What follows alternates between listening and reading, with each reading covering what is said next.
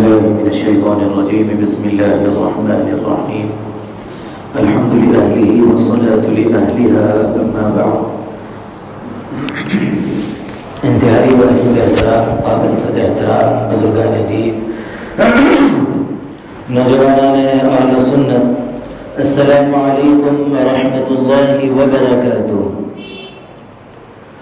گزشتہ 6 جمعوں سے جو موضوع چل رہا ہے تو ہم تقریباً منجے اور سانچک تک پہنچے ہیں۔ اس میں ایک بنیادی چیز جو اہم اور ضروری ہے وہ چھوٹ گئی تھی، جس کا تذکرہ ہونا چاہیے، وہ ہے ہدایے کا تبادلہ۔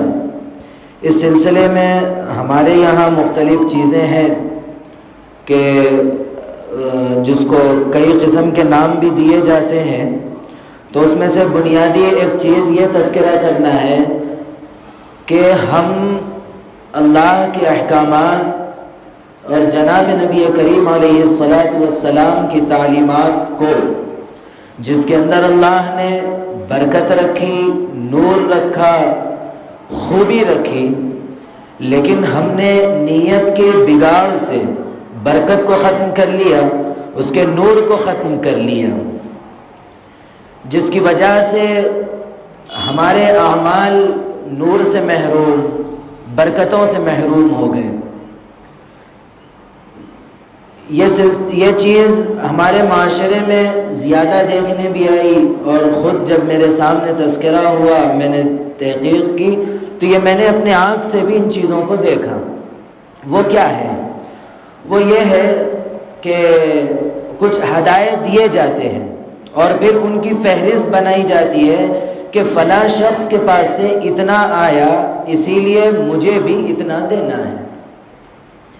سب سے پہلے تو یہ جو چیز ہے وہ تو بوجھ بن گئی کہ آپ نے اس کو محبت کے لیے نہیں دیا، بلکہ آپ نے یہ جو ہدیہ پیش کیا، آپ کا مقصد یہ تھا کہ بھئی مجھے دینا پڑتا ہے اسی لیے کہ وہ مجھے دیا تھا، یا پھر یہ سوچ کر دیا جاتا کہ بھئی مجھے تو دینا پڑتا، اگر میں نہ دوں تو میری دعوت کے وقت یہ نہ دے گا۔ تو یہ یہاں سے نیت کی خرابی شروع ہو گئی کہ ہم کوئی چیز جب دیتے ہیں، ہدیہ جس کو کہا جاتا ہے، وہ اس لیے دیا جاتا ہے تاکہ آپس میں محبت پیدا ہو، آپس میں اخوت و بھائی چارگی بڑھے، لیکن ہم نے یہاں نیت کو خراب کر لیا کہ بھئی مجھے دینا پڑتا، اگر میں نہ دوں تو نہ آئے گا، میں اگر وہ بہرحال جو بھی ہے سب معاملات ہے، اس سے نیت کی خرابی یہاں سب سے پہلے ہو گئی۔ تو اب جس ہدیے کے اندر اللہ نے برکت رکھی تھی، محبت رکھی تھی، نیت کی خرابی کی وجہ سے آج ہم برکت سے، وہ نور سے، وہ محبت سے محروم ہو گئے۔ دوسرا جس کو ہمارے معاشرے کے اندر جو نام دیا جاتا ہے، نیوتا، کہ بھئی وہ مجھے اتنا دیا، مجھے بھی اتنا دینا ہے۔ اس کی باقاعدہ فہرست بنتی ہے کہ، اور جو اس وقت جو ناشکری کے جو کلمات ہمارے گھروں میں نکلتے ہیں کہ وہ جو انگوٹھی دیا ہے فلاں، وہ کیسی انگوٹھی دیا؟ وہ تو چھلکے کی انگوٹھی، فلاں فلاں، مختلف ناشکری والے کلمات ہماری زبانوں سے نکلتے ہیں۔ یہاں یہ پھر تیار ہوا، اللہ رب العزت نے جب قرآن کریم کو نازل کیا تو ہم سب جانتے ہیں کہ سب سے پہلے سورہ علق کو نازل فرمایا، اقرأ بسم ربک الذی خلق۔ یہ اس کے بعد پھر جو شروع ابھی اسلامی دیگر احکامات بھی نہیں آئے تھے، اس کے اندر سورہ مدثر کے اندر اللہ نے فرمایا کہ وَلَا تَمْنُن تَسْتَكْثِرْ، کہ جب تم کسی کو کچھ دو تو اس سے زائد کی امید تم مت رکھو۔ ابھی دیگر احکامات اسلام کے نہیں آئے، لیکن اللہ نے یہیں سے نیتوں کی اصلاح کرتے ہوئے، ہماری اصلاح کرتے ہوئے یہی روک لگا دی، اگر تم کسی کو کچھ دیتے ہو تو اس امید سے مت دو کہ مجھے بھی ملے گا یا مجھے دینا پڑے گا، میں دیا ہوں تو اس کو بھی لازم ہے کہ وہ مجھے دے۔ یہیں سے شریعت نے، اسلام نے یہی اس کی روک لگا دی۔ وہ روک لگنے کے باوجود شروع سے روک لگ رہی ہے، لیکن ہمارے معاشرے کے اندر، ہمارے مزاجوں کے اندر آج تک بھی وہ ختم نہیں ہوئی۔ کیا وجہ ہے؟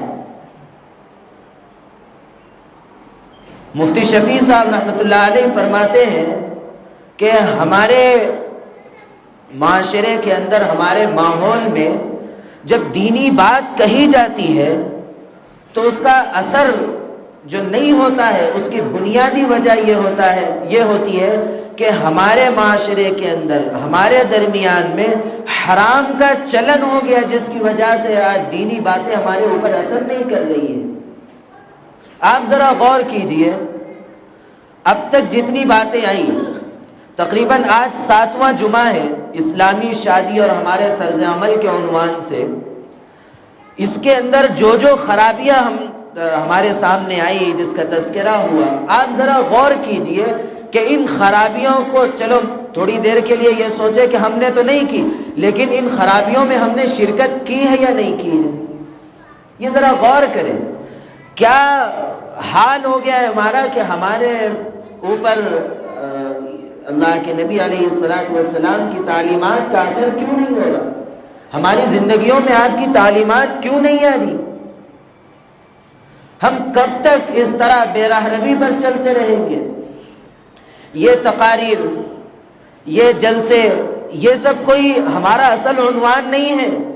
ہمارا اصل عنوان، ہمارا اصل مقصد یہ ہے کہ عملی میدان، کہ ہم کس طرح اپنے معاشرے کے اندر تبدیلی لا سکیں، ان غلط باتوں کو ہم کس طرح اپنے معاشرے سے ختم کریں، یہ ہمارا اصل اور بنیادی مقصد ہے۔ اگر ہم ان باتوں کو صرف سننے تک اگر محدود رکھیں گے تو پھر بتائیے کس طرح ہمارے معاشرے کے اندر یہ بدنیتی ختم ہوگی، کس طرح ہمارے معاشرے کے اندر یہ منحوس رسم نیوتا کی ختم ہوگی۔ ایک بات بتاؤں، جب نیوتا یہ جو ہوتا ہے، یہ جو ہمارے پاس چل پڑا ہے، یہ لینا دینا، اس کے پیش نظر بعض علماء نے یہ فتویٰ دیا ہے کہ شادی کے اندر ہدایہ کا دینا جائز نہیں ہے۔ کیوں؟ اس کی وجہ یہی بیان کی ہے کہ آج ہمارے معاشرے کے اندر یہ چیز چل رہی ہے کہ وہ دے گا تو پھر اس کو پلٹ کے دینا پڑے گا، اگر وہ نہ دے گا تو ناراضگی ہوگی، مختلف چیزیں ہمارے سامنے آتی۔ اس لیے بعض علماء نے یہ فتویٰ بھی دیا ہے کہ شادی کے اندر ہدایہ وغیرہ جائز نہیں ہے۔ اگر اس طریقے سے اگر ہم یہ بدنیتیوں سے اگر اپنی برکتوں کو ختم کرتے رہیں گے تو پھر بتاؤ کہ ہم لاکھ برکت کی دعائیں کر لے، لاکھ کوشش کر لے، کیا اثر ہوگی؟ اچھا، دعاؤں کا کیا حال ہے؟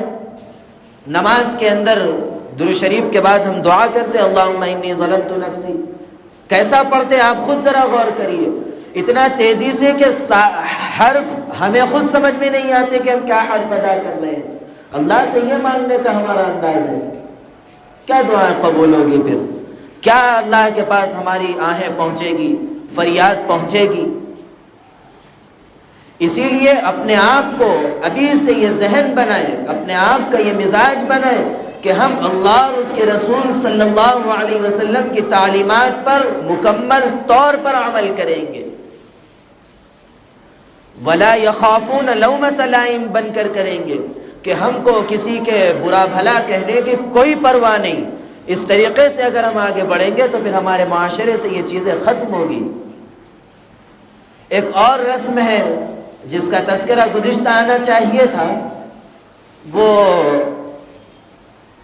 پاؤں میز کی برابر ہے نہیں، پاؤں میز کی رسم، اس کے اندر مجھے تو یہ بتایا گیا، میں تو بارہا آپ سے یہی کہنا پڑتا ہے کہ میرے گھر میں رسومات نہیں ہوتے، اسی لیے میں جانتا نہیں ہوں، ہمارے معاشرے کے اندر عام ہونے کی وجہ سے جاننا پڑ رہا ہے۔ تو ایسی رسومات ہیں کہ اللہ کی پناہ، یہیں سے تو شروعات ہوتی ہے۔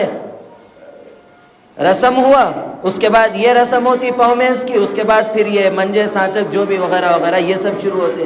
اس کے اندر کیا ہوتا ہے، یہیں سے نیوتا شروع نہیں ہو جاتی کہ وہ 2 جوڑی یہ، وہ 2 جوڑی وہ، کیا کیا وغیرہ وغیرہ ہوتے ہیں، یہاں سے شروع ہو جاتی ہے۔ یہاں سے نحوست شروع ہو رہی ہے، ابھی رشتہ ہوا بھی نہیں ہے، یہاں سے یہ نحوست شروع ہو رہی ہے، تو بتاؤ پھر آگے چل کے وہ برکت کس طرح رہے گی؟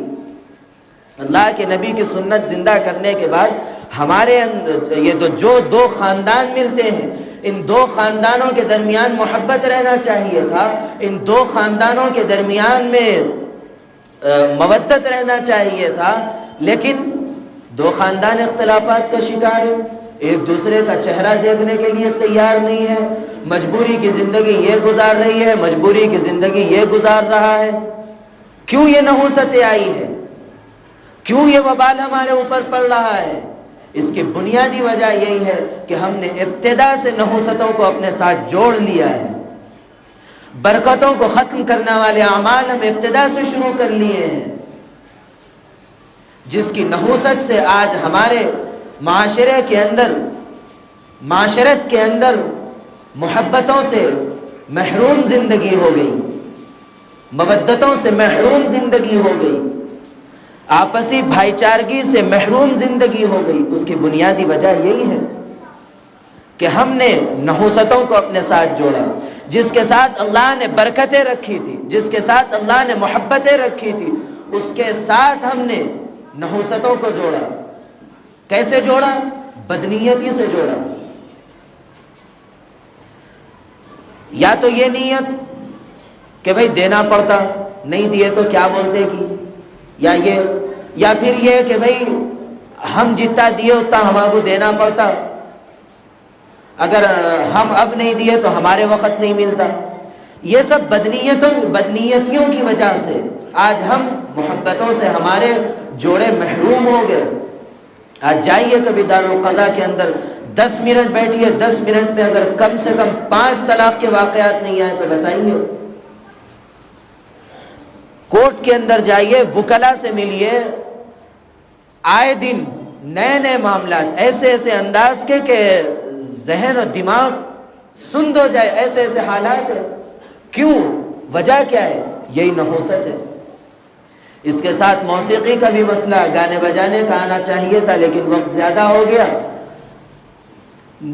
موسیقی بھی اتنی نحوست ہے کہ جس کی وجہ سے آدمی کے اندر نفاق پیدا ہوتا ہے، اور اللہ رب العزت نے اپنے کچھ خاص بندوں کا تذکرہ سورہ فرقان کے آخر میں تذکرہ کیا، اسی کے اندر اللہ نے یہ ارشاد فرمایا کہ وَيَشْهَدُونَ الزُّورَ، کہ زور کا حضرت امام اعظم ابو حنیفہ رحمۃ اللہ علیہ نے گانے بجانے سے اس کو تشریح کیا ہے کہ اگر کوئی اللہ کا خاص بندہ بننا چاہتا ہے تو اس کو چاہیے گانے بجانے کے تمام چیزوں سے بچنا چاہیے۔ اگر کوئی ان چیزوں سے بچتا نہیں ہے اور تب بھی وہ یہ کہتا ہے کہ میں اللہ کا مقرب بندہ ہوں، خاص بندہ ہوں، تو اس قرآن کی آیت کے پیش نظر وہ اپنے دعوے کے اندر جھوٹا اور مکار ہے، کیونکہ اللہ فرماتے ہیں کہ اگر کوئی میرا خاص بندہ بننا چاہتا ہے تو اس کو چاہیے کہ ان برائیوں سے بچے۔ اگر کوئی نہیں بچتا ہے تو وہ اللہ کا مقرب بندہ نہیں بن سکتا۔ اس کے اندر اس کی نحوست یہ ہوتی ہے میوزک کی، گانے بجانوں کی، کہ اس کے اندر نفاق پیدا ہو جاتا ہے۔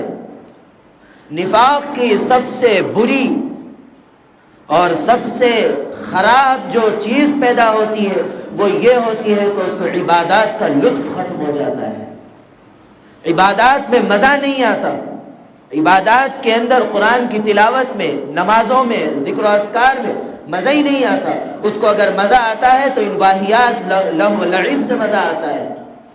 یہ علامت ہوتی ہے نفاق کے پیدا ہونے کی۔ نفاق پیدا ہو گیا تو اس کے بعد نہ نماز میں دل لگتا، نہ قرآن کی تلاوت میں دل لگتا ہے، نہ توفیق ملتی ہے۔ آج ہم خود غور و فکر کریں کہ ہم میں سے کون ہے جو روزانہ قرآن کریم کی تلاوت کرتا، کون ہے جو پابندی سے ذکر و اذکار کا اہتمام کرتا؟ کیا وجہ ہے کہ ہم کو اہتمام کا موقع نہیں مل رہا ہے؟ کیا وجہ ہے کہ ہم کو تلاوت میں لطف نہیں آ رہی؟ یہی بنیادی وجہ ہے کہ آج ایک چھوٹی سی واٹس ایپ وغیرہ پر آپ دیکھیے کوئی ویڈیو آئی تو میوزک کے بغیر وہ ویڈیو نہیں ہے، اور ہم مزے سے پوری مکمل تک دیکھتے ہیں، ہمیں احساس نہیں ہے کہ یہ میوزک ہے، اس سے ہمارے دلوں میں نفاق پیدا ہو رہا ہے، احساس ہی نہیں ہے۔ کیوں احساس نہیں؟ ہم نے سن سن کے اپنے ضمیر کو مار لیا ہے۔ اسی لیے حتی الامکان بچنے کی کوشش کریں، ان چیزوں کو اپنی خوشیوں سے اور اپنے ہر حال میں ان چیزوں کو ختم کرنے کی کوشش کریں، بلکہ کریں، جو با اختیار ہے کریں، جو بے اختیار ہے وہ تو ٹھیک ہے اپنے طور پر بچنے کی کوشش کرے، لیکن جو با اختیار ہے گھر کے بڑے لوگ وہ حکماً روکے۔ اگر چھوٹے نہیں مانتے تو بڑے ان دعوتوں میں شریک ہی نہ ہو، کیا ضرورت ہے؟ آپ کو اس بچے سے محبت ہے یا رسول اللہ صلی اللہ علیہ وسلم سے محبت ہے؟ آپ یہاں بتائیے اپنی محبت، جو دعویٰ کرتے ہیں یہاں سچ کر کے بتائیے۔ چھوٹا نہیں مانتا ہے، آپ کی بات نہیں مان کے وہ گانے بجانے رکھتا ہے، آپ شرکت مت کیجئے۔ یا آپ کے بڑے نہیں سنتے ہیں، بڑے کرتے ہیں تو چھوٹے شرکت مت کیجئے، بائیکاٹ کیجئے۔ اگر ایسی دعوتوں کا بائیکاٹ ہوگا، چاہے وہ پڑوسی کی دعوت ہو یا رشتہ داروں کی دعوت ہو، اگر ان چیزوں کا بائیکاٹ ہوگا تو یہ چیزیں ختم ہوگی۔ اگر بائیکاٹ نہیں کریں گے تو اور بڑھتی چلے جائے گی۔ آج کل تو یہ ماحول بن رہا ہے کہ ہم مقابلہ، کہ وہ اتنا کر رہا ہے میں بھی اتنا کروں، یہ معاشرے میں ہمارے بن رہا ہے۔ وہ اتنے کھانے رکھا میں بھی اتنے رکھوں گا، وہ فلاں کو بلایا تھا 10,000 والے کو، میں 25,000 والے کو بلاؤں گا، باجے والے کو۔ یہ چل رہا ہے مقابلہ، جس کی وجہ سے آج بڑھتے چلی جا رہی ہیں۔ اگر بائیکاٹ کریں گے، ایک شخص بھی شریک نہ ہو اگر یہ خرافات رہتے ہیں، تو دیکھیے کیسے یہ چیزیں ختم نہیں ہوگی۔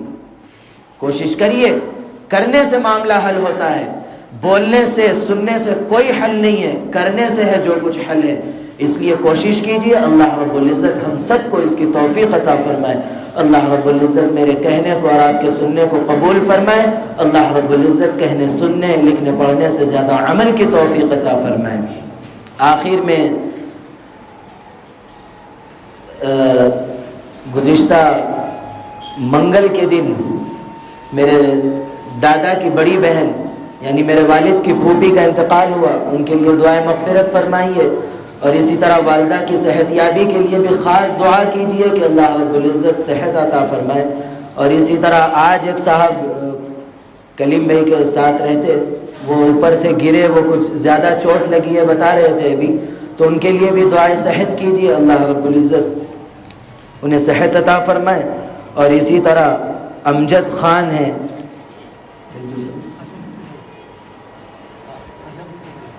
اچھا یہ ہاشم بھائی کے بھائی ہے، ان کے لیے بھی دعائے صحت کیجیے کہ اللہ رب العزت ان سب کو صحت کاملہ عاجلہ دائمہ مستمرہ عطا فرمائے، اور ہماری ہر دعا کو جناب نبی کریم علیہ الصلوۃ والسلام کے صدقے طفیل اور وسیلے سے قبول و مقبول فرمائے۔ وصلی اللہ تعالی علی خیر خلقہ محمد وعلی آلہ واصحابہ اجمعین، والحمد للہ رب العالمین۔